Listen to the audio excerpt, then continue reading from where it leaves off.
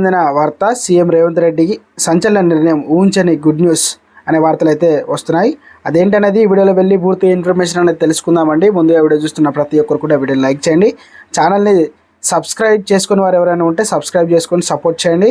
ఇక తోటి మిత్రులందరూ కూడా ఈ వీడియోని షేర్ చేయండి. వీడియోలో కనుక వెళ్ళినట్లయితే రాష్ట్రంలో రెవెన్యూ ఉద్యోగులు, అధికారులు శుభవార్త. రాష్ట్ర ప్రభుత్వానికి గ్రామాలకు మధ్య వారధిగా పనిచేస్తూ వచ్చిన గ్రామ రెవెన్యూ వ్యవస్థ మళ్ళీ పునరుద్ధరించేందుకు వీఆర్ఓ, వీఆర్ఏ వ్యవస్థలకు మళ్ళీ జీవం పోసేందుకు రాష్ట్ర ప్రభుత్వం భారీ కసరత్తు చేస్తుంది. గ్రామాల్లో రెవెన్యూ వ్యవస్థకు గతంలో కంటే మరింత పటిష్టంగా తయారు చేసేందుకు రాష్ట్ర ప్రభుత్వం రెవెన్యూ మంత్రిత్వ శాఖ నిర్ణయం తీసుకుంది.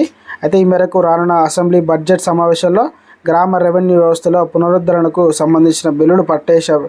అయితే ఈ మేరకు ముఖ్యమంత్రి రేవంత్ రెడ్డి కానీ, రెవెన్యూ మంత్రి పొంగులేటి శ్రీనివాసరెడ్డి కానీ అధికారికంగా ప్రకటించే అవకాశాలు ఉన్నట్టు సీనియర్ అధికారులు వివరించడం జరిగిందనమాట.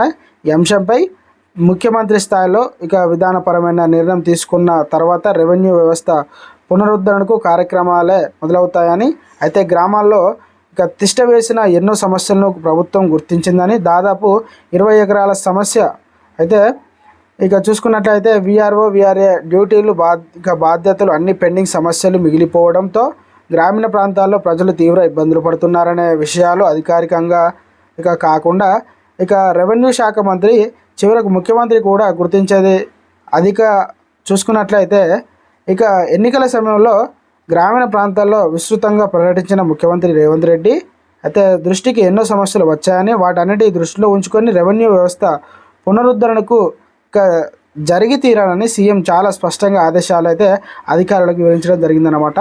సో ఫ్రెండ్స్, ఇలాంటి లేటెస్ట్ అప్డేట్స్ న్యూస్ కోసం మన ఛానల్ని సబ్స్క్రైబ్ చేసుకొని సపోర్ట్ చేయండి. Thanks for watching.